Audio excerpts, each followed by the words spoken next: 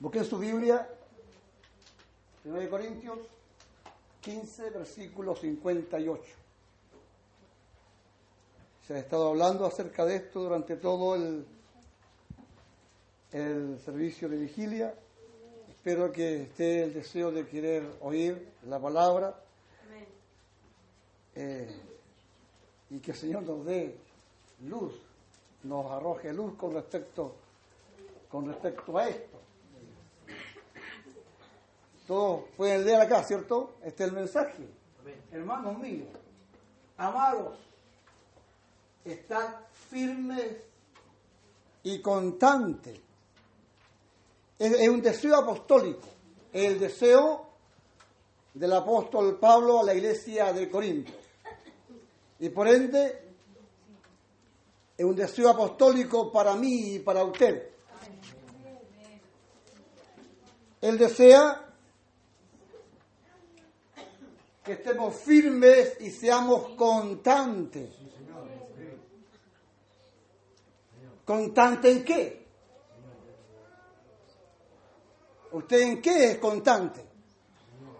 ¿En congregarse tan solo? ¿Constante en qué? ¿En la oración? ¿Constante en el cántico? Tenemos principios y nosotros debemos ser constantes en aquellos principios que deben estar claros en nuestras vidas. Y fíjese que este es un principio. Te anhelo, te necesito, te amo más que a mi ser. Es justamente lo que el Señor le pide a todo hombre o mujer que quiera ser su discípulo. Es imposible que miremos en la Escritura y encontremos que Él llamó a alguien y no le exigiera esto. A todos le exigió esto. Que le amaran. Que le amaran más que a su ser. Entonces, para que nosotros podamos ser firmes y constantes, debemos entender en qué debemos ser constantes. Mire, es imposible ser constante en la obra del Señor, en este principio o en cualquier principio espiritual, si antes no estamos firmes. Para ser constante hay que estar firme. Ahora, ¿firme en qué? ¿Se acuerda alguien de algunos textos que el hermano citó, que todos cuadraban con este texto? Todos cuadraban muy bien. Yo trataba de agarrar algunos porque son todos muy interesantes. ¿Usted quiere leer la Biblia, cierto? Busquemos, hermano, 1 Corintios capítulo 15, versículo 58. Pónganse de pies y demos lectura.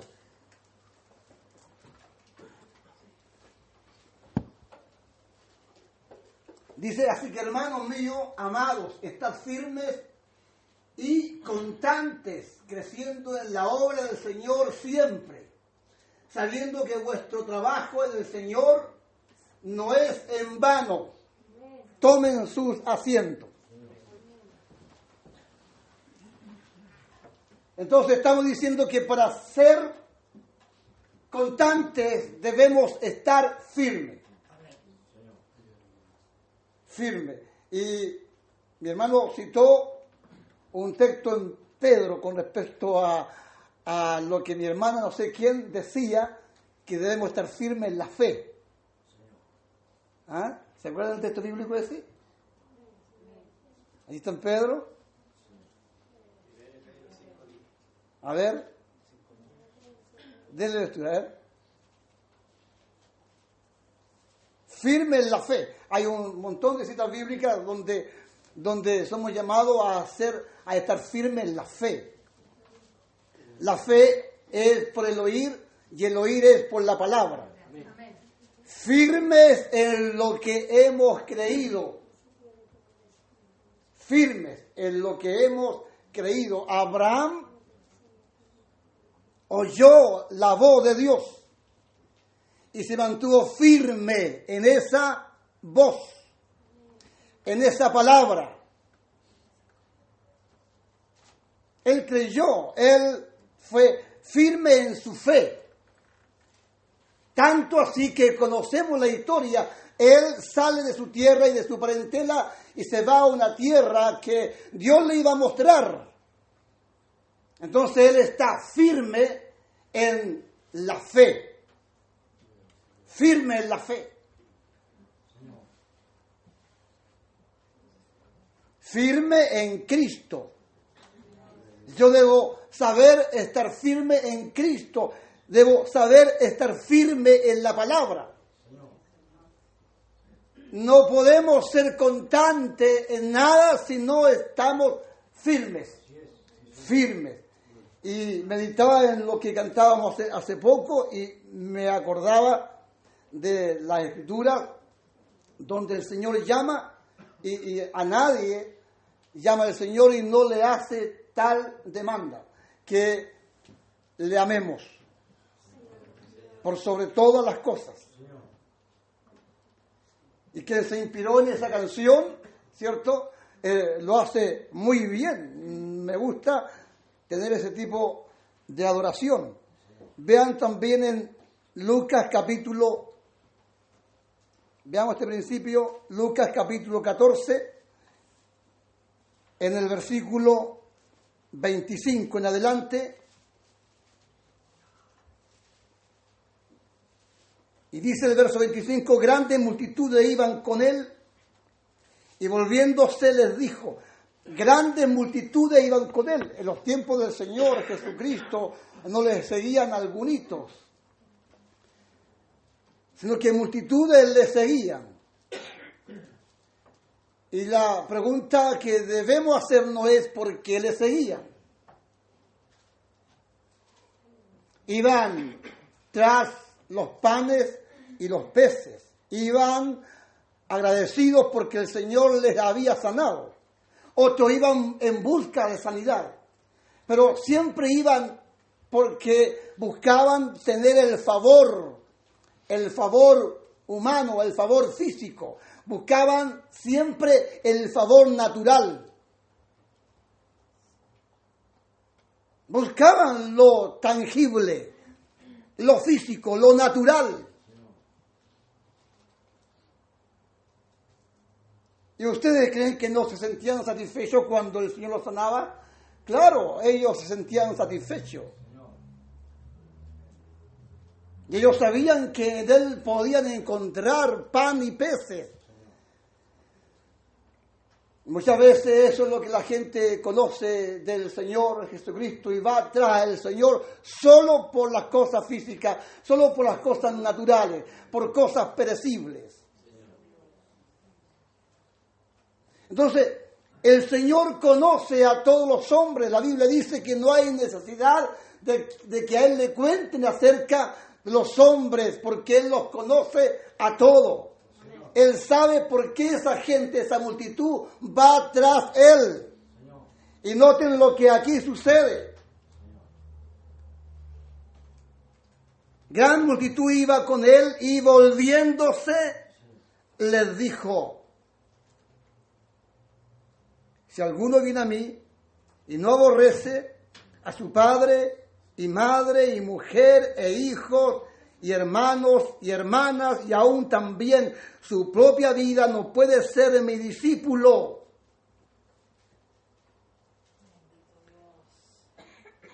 El aborrecer no es despreciar, no es odiar.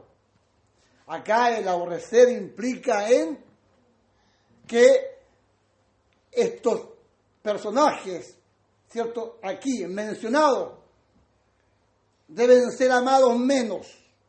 Aborrecer es amar menos. Implica eso. Eso es lo que quiere dar a entender el Señor Jesucristo. Que se debe amar menos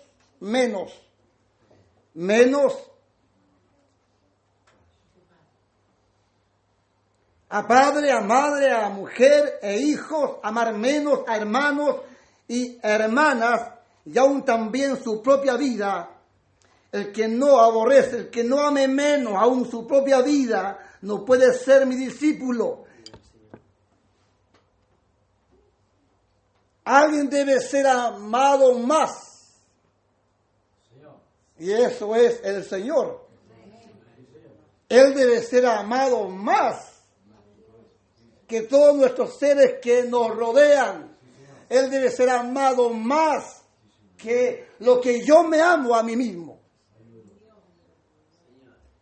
El que ame más su vida que a mí, dice en otra escritura, no puede ser mi discípulo. Entonces, él, en otras palabras, lo que está diciendo es: yo debo ser vuestro primer amor.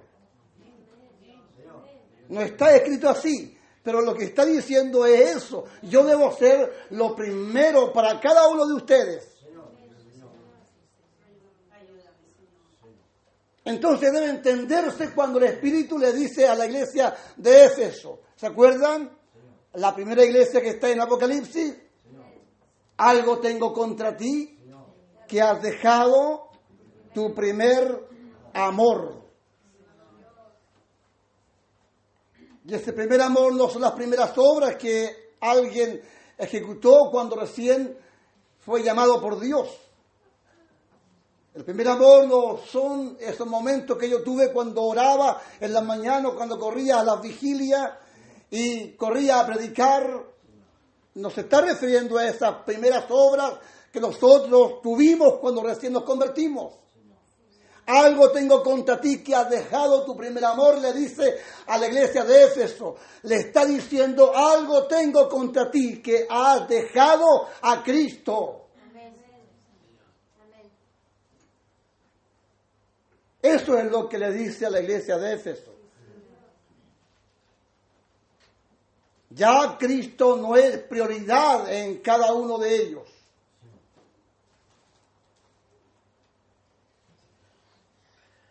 Entonces, debemos conocer en qué debemos ser constantes. Y debemos ser constantes en este principio. Si es que tenemos este principio. Porque es probable que mucha gente hoy se congrega y no tiene este principio. Porque siempre está amando más al esposo, más a la esposa, ama más a los hijos. Y se preocupa más de sí mismo. La verdad que no amamos al Señor por sobre todas las cosas. Y si no estamos amando al Señor por sobre todas las cosas, ni siquiera estamos en este principio.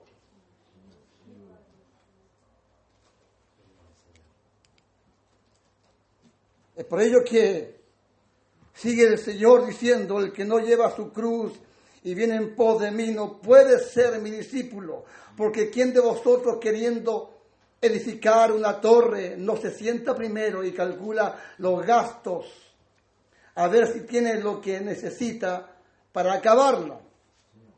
No sea que después que haya puesto el cimiento y no pueda acabarla, todos los que lo vean comiencen a hacer burla de él, diciendo: este hombre comenzó a edificar y no pudo acabar. El Señor, a esa multitud que viene tras él, los hace detenerse y les presenta este principio. Y les trata de decir: hey, este asunto no es un juego, este asunto es serio. Es lo que el Señor puede decirnos a nosotros y a la gran multitud que hoy va tras el Señor. Porque nosotros somos parte de una gran multitud que va tras el Señor. Metodistas, pentecostales, bolivianos, una multitud hoy dice ser evangélica, dicen ser hijo de Dios, vamos tras el Señor. Todos decimos que vamos tras el Señor, que vamos tras sus huellas. Él se detiene y nos presenta este desafío. Él se detiene y nos dice que amemos menos al esposo y le amemos más a Él. Amemos menos a los hijos y le amemos más a Él. Que no amemos menos nosotros y le amemos más a Él. Él nos detiene y nos dice, momentos, si quieren continuar caminando, acepten este desafío. Yo debo ser amado por sobre todas las cosas. Yo debo ser prioridad en cada uno de ustedes. Eso es lo que en otras palabras Jesús le dice a esta gente. Es lo que me dice a mí y es lo que le dice a usted. Y este es un principio que yo debo entender.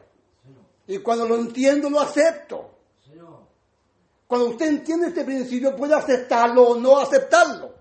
Usted puede seguir amando por sobre todas las cosas su casa, sus familiares y aún su propia vida, y deje a Cristo en un segundo plano o en un tercer plano si quiere, como lo ha hecho hasta hoy.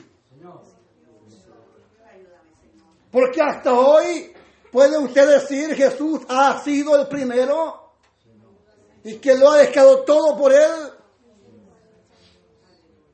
Entonces es una gran multitud la que va tras del Señor.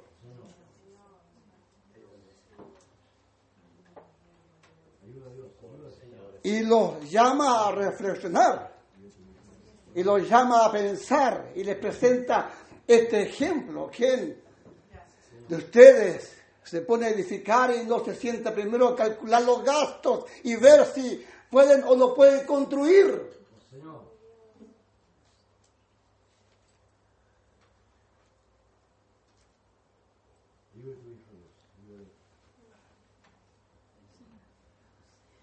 ¿O qué rey, al marchar a la guerra contra otro rey, no se sienta primero y considera si puede hacer frente con 10,000 al que viene contra él con 20,000?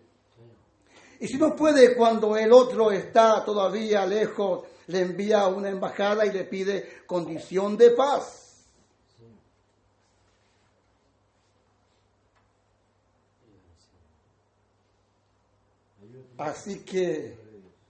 Así pues, dice, cualesquiera de vosotros que no renuncia a todo lo que posee, no puede ser mi discípulo.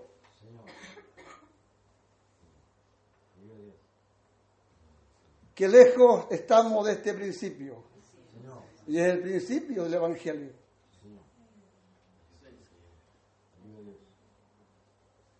Llamados somos a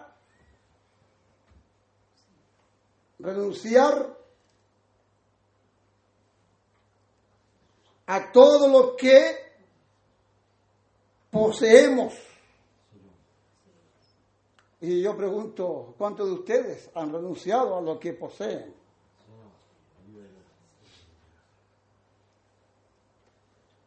Hace poco le compartía a algunos hermanos con respecto a esto de lo que es renunciar a lo que se posee. Hablando de lo que es la unidad, compartíamos diciendo, es imposible practicar la unidad, es imposible ser como la iglesia primitiva, es imposible tenerlo todo en común, es imposible que la iglesia viva como vive mi hermana, con mi hermana ¿cuánto? Rosita. Que eso debería ser natural, ¿cierto? En todos nosotros, así debería vivir la iglesia. La casa es su casa. ¿Ve? Sus víveres son los víveres de ella. ¿Por qué? Porque mi hermana Rosita no está poseyendo las cosas que tiene. No está diciendo esto es mío.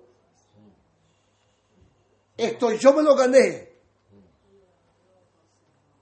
El poseer las cosas es justamente eso. Este es mi auto. Esta es mi casa. Yo fui quien me sacrifiqué. por esta casa, yo fui quien me sacrifiqué por este auto. Esta guitarra es mía. Poseer es decir, esto es mío. No puedo compartirlo con nadie porque yo me lo gané con mi esfuerzo. Lo tengo poseyéndolo. No debemos tener las cosas poseyéndolas. Entonces, cuando dejamos lo que estamos poseyendo, se puede compartir. Entonces el hermano comparte aquello. Entonces él comparte su casa, entonces él comparte su vehículo, entonces él comparte lo que tenga, lo que Dios le haya permitido tener.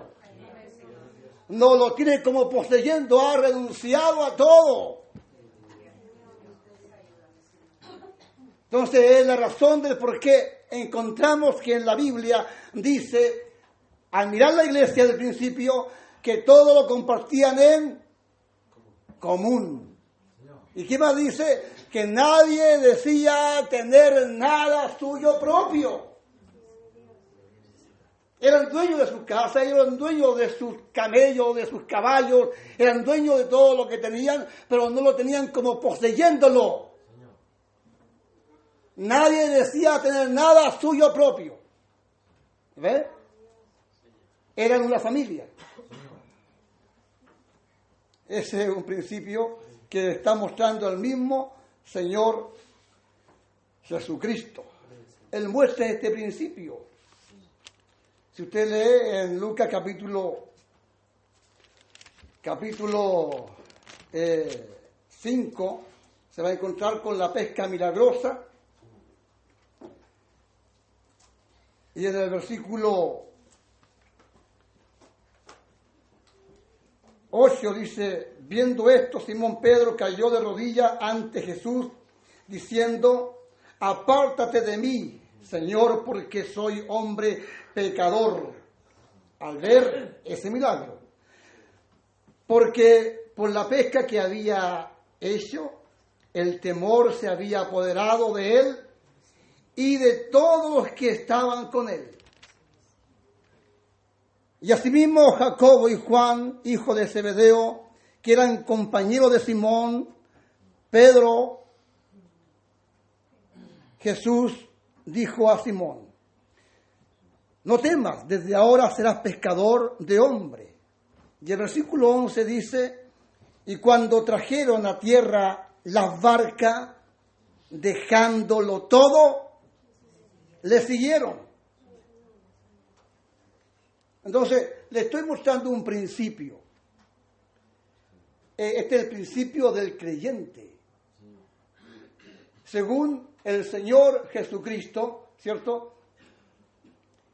A los que iban tras Él, le manifiesta este principio. Un principio que nosotros que tiempo ya lo hemos echado al bolsillo. La iglesia se ha echado al bolsillo este principio. La iglesia no camina en este principio. Entonces cuando le decimos a la iglesia, hey, es tiempo de volver al principio, entonces yo me acuerdo de este principio y le digo a la iglesia, hermanos, es tiempo que volvamos a este principio. En mí debe existir una real conversión y en cada uno de ustedes debe existir una real conversión. Debemos convertirnos de verdad a Cristo. Debemos amar menos a los que tenemos en nuestro entorno y amar más a Jesucristo. De verdad, Él debe ser prioridad, Él debe ser nuestro primer amor. Debo amarle a Él más que a mi propia vida.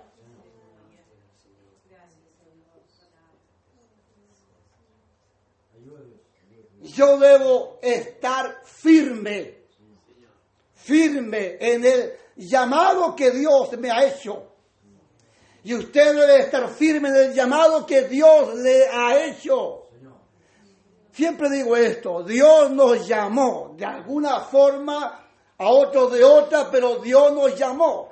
Y lo primero que hace Dios al llamarnos es revelarnos a Jesucristo. Debemos estar firmes en el llamado. Debemos estar firmes en Jesucristo. ¿Qué tan firme estoy yo en Jesucristo? ¿Qué tan firme está usted en Jesucristo? Debo saber estar firme. Debo saber estar complementado en Cristo. Debo saber ser palabra de su palabra, espíritu de su espíritu, vida de su vida. Debo saber estar firme en Jesús.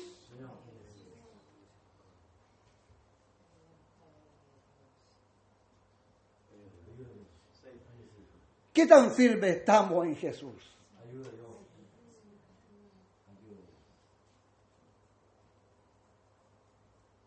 Todo aquel que me oye estas palabras y las hace, le diría que es semejante.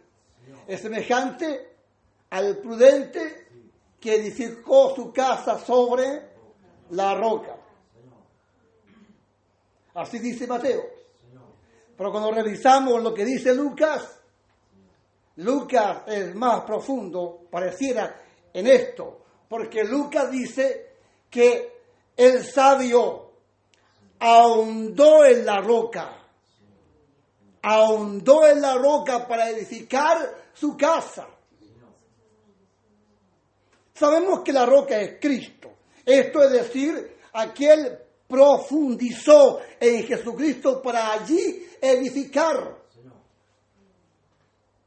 Una cosa es pararse en la roca y otra cosa es ahondar en la roca para allí fundamentarse. Hay una piedra en Lota donde cuando muchachos nadábamos hasta ese lugar, cuando las olas eran muy fuertes,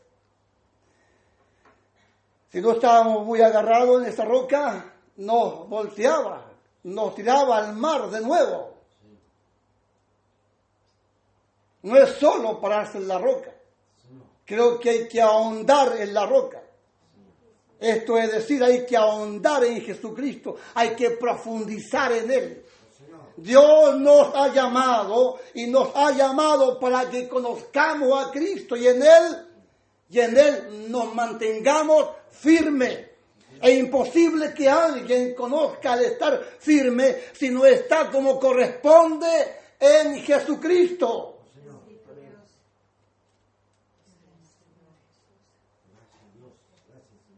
Cuando alguien logra este tipo de unidad con el Señor Jesucristo, cuando alguien logra estar firme de esta forma en el Señor Jesucristo, cuando alguien logra ser como casa que está en la roca, ¿qué dice el Señor? Vendrá el viento, la lluvia, y va a soplar con ímpetu contra esa casa, y la casa no va a caer. No va a caer porque está fundamentada en la roca. No va a caer porque está firme en la roca. Entonces, ¿qué hace que tanta gente sea inconstante? ¿Qué hace que tanta gente de repente desaparece? ¿Qué hace que tanta gente de repente desaparece y lo encontramos luego en el mundo gustando de las cosas de este mundo? Algunos son profetas, otros son predicadores, otros coristas, estuvieron con nosotros y ya no están con nosotros. Pegaron el brinco hacia el mundo y están atrapados por las cosas de este mundo.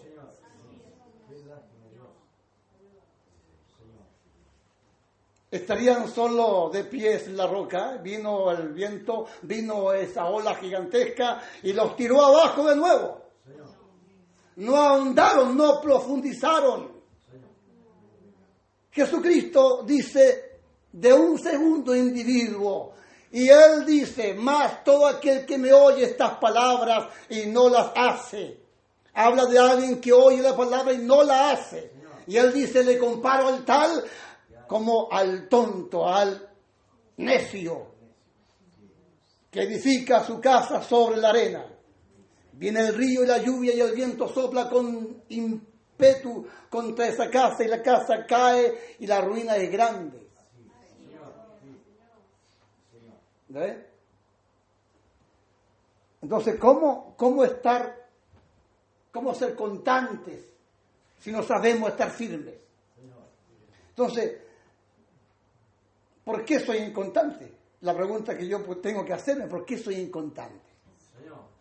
¿Cuántos de ustedes creen que son inconstantes? ¿Ah? Tenemos que admitir que no somos constantes y somos inconstantes. Este es el tiempo de la iglesia inconstante. Sí, es difícil encontrar a alguien que sea constante en estos principios que yo acabo de mencionar.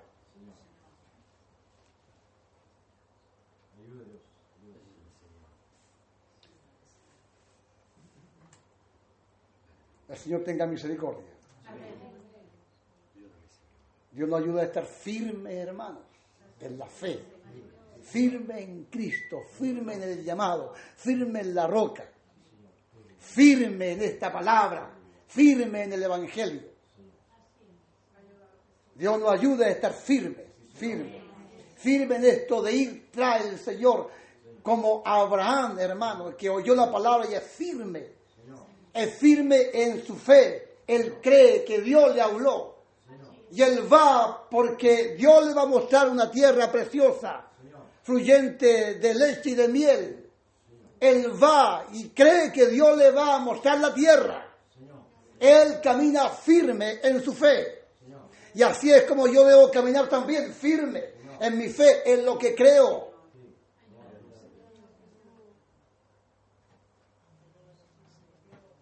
Pero,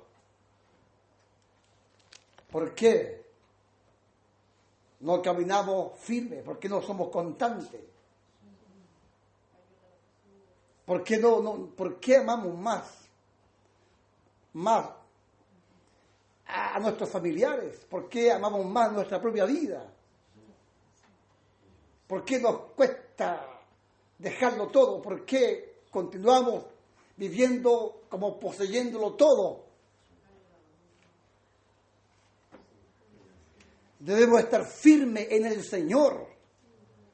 Él es su palabra lo que me debe dar firmeza. No el auto, no la casa, no el buen trabajo, no el buen sueldo. Lo que debe darme a mí estabilidad no son esas cosas físicas y naturales. Debo saber estar firme, pero en el Señor. En el Señor.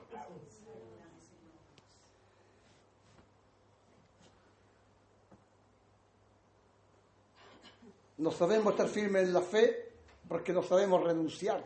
Nos llama el Señor a renunciar y no atrevemos a renunciar, a dejar cosas. Miren lo que dice en 1 de Reyes capítulo 19, en el versículo 19. Y yo creo que aquí todos somos alcanzados. Mire, el llamado que le hace Dios a Eliseo, así como llamó a Isaías, así como llamó a Samuel, así como Dios llamó a Pedro, así como Dios le llamó a usted. Dios nos llama, y cuando Dios nos llama, lo que hace Dios, ¿cierto?, es decirnos de alguna forma o de otra, pero siempre Él nos dice a que dejemos cosas, a que renunciemos.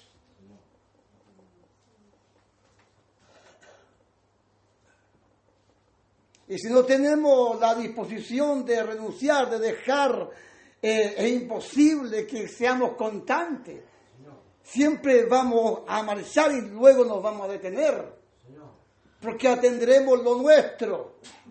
Cosas que no hemos dejado, cosas que no hemos renunciado a ellas. Tendremos estorbos siempre. Mire, un momento a Eliseo, su llamado, partiendo él de allí, refiriéndose a Elías, halló a Eliseo, hijo de Safat, que daba con 12 yuntas delante de sí, y él tenía la última. Y pasando Elías por delante de él, echó sobre él su manto. Y entonces, dejando él los bueyes, vino corriendo en pos de Elías y dijo: te ruego que me dejes besar a mis padres y a mi madre, y luego te seguiré. Y él le dijo: ve, vuelve, ¿qué te he hecho yo? Y se volvió y tomó un par de bueyes y los mató, y con el arado de los bueyes coció la carne y la dio al pueblo para que comiese. Después se levantó y fue tras Elías y le servía.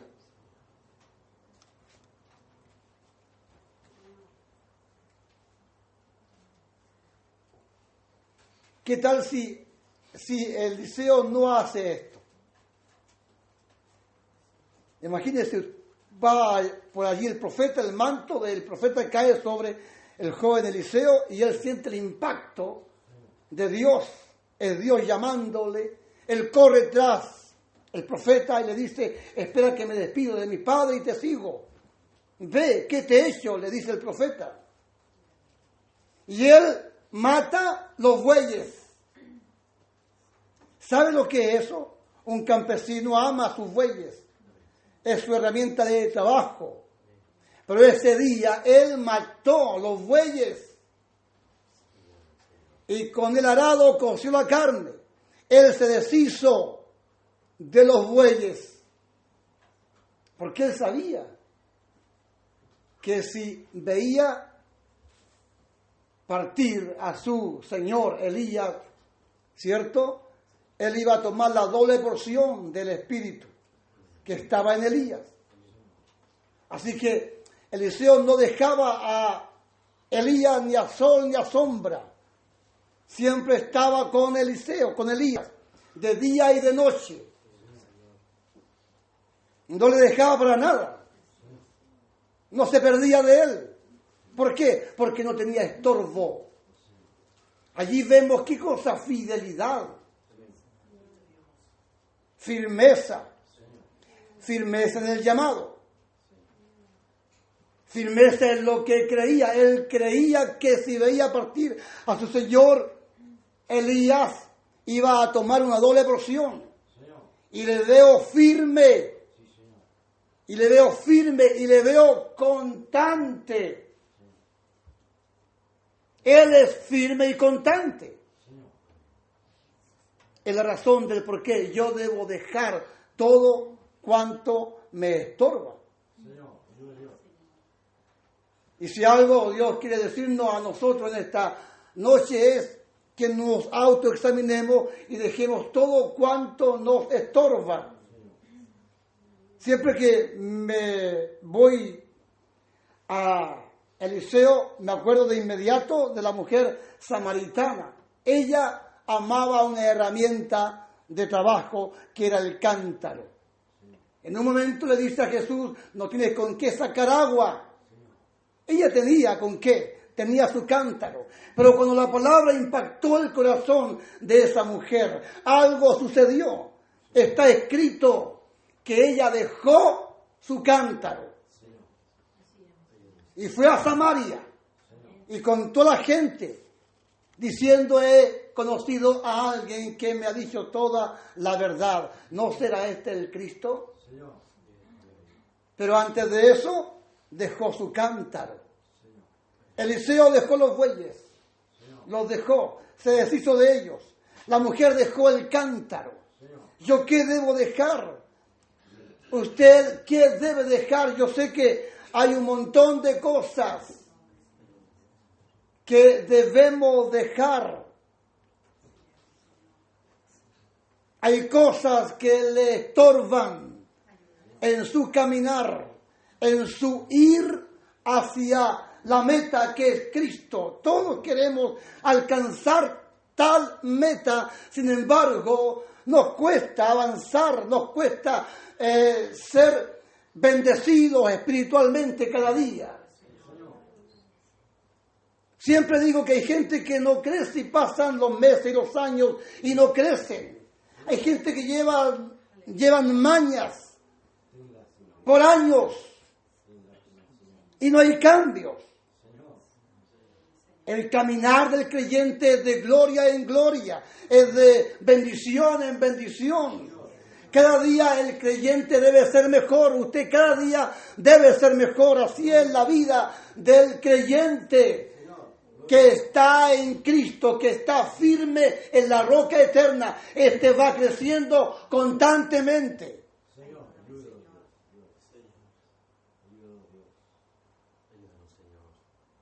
Pero debo saber qué es lo que debo dejar.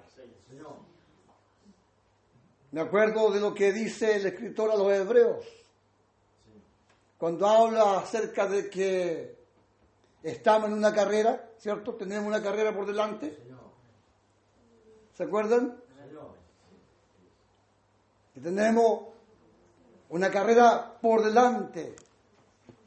Y esto es como ver una maratón. Somos muchos que vamos en esta maratón. Muchos. Y ustedes saben cómo corre un atleta. Con buzo o con chores, zapatillas, es lo normal. Pero, ¿qué tal si usted ve a alguien corriendo una maratón con bototos, punta de acero, con un saque de agua, con abrigo? ¿Qué diría usted? Qué ridículo se ve aquella mujer, qué ridículo se ve aquel hombre corriendo con esa fincha, con esa facha, con esa pinta. Claro que es una ridiculez correr de esa forma.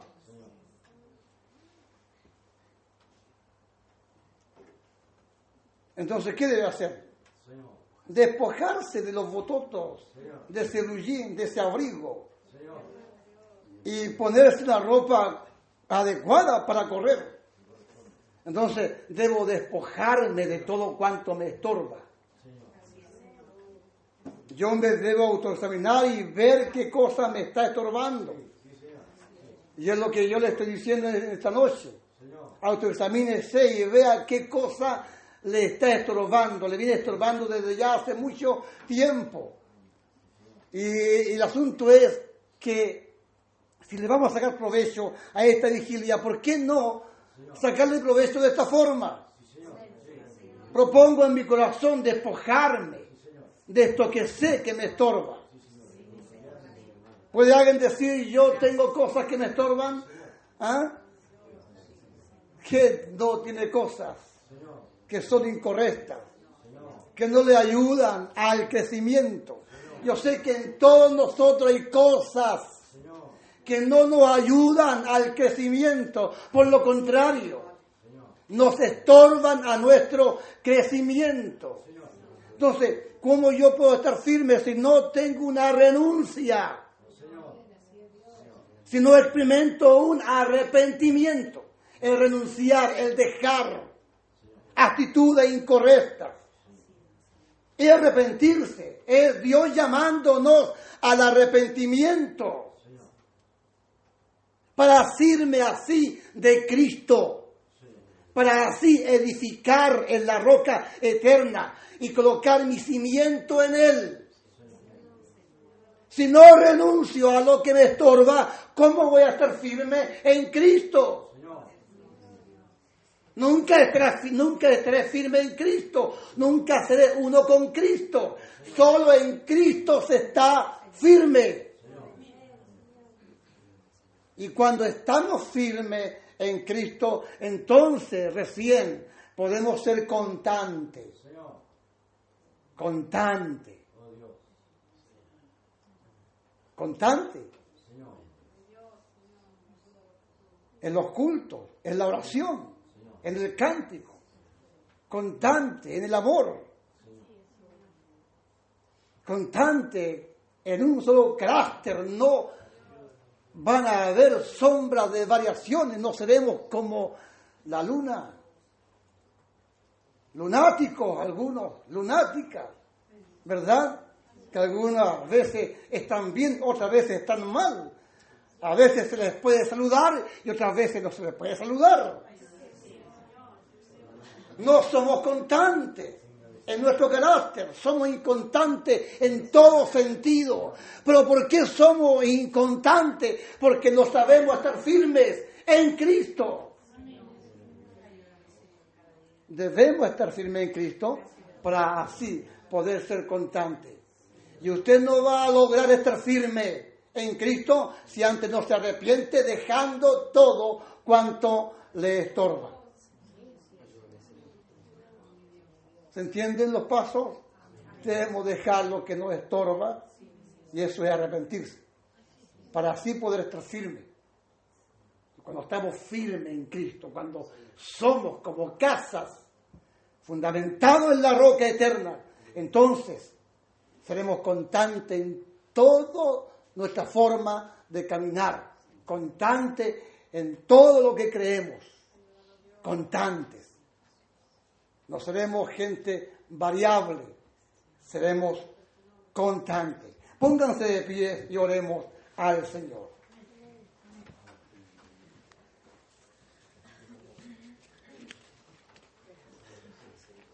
Dios y Padre Celestial,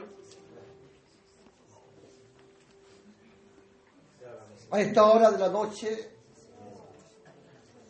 cuando hemos cantado, Señor, cuando hemos gustado de los dones manifestándose en medio nuestro, gustando ahora de tu palabra, te decimos gracias. Porque por sobre todas las cosas eres bueno, eres bondadoso, eres misericordioso. Gracias porque nos permite reflexionar de esta forma, de esta manera. El deseo del apóstol Pablo a la iglesia de Corintio es el deseo del apóstol Pablo para con toda la iglesia de este tiempo. Es tu deseo, Señor, que estemos firmes y seamos constantes. Has estado manifestando este deseo toda esta reunión.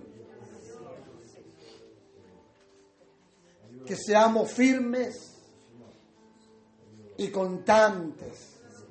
Constantes, Señor, bendice a esta congregación. Oro, Padre eterno, para que el Espíritu en esta hora se mueva en nuestro medio. Que se mueva, Señor, el Espíritu y nos convenza de pecado. Porque si de alguna forma el Espíritu Santo funciona, es de esta forma. Lo primero que hace es convencernos de pecado.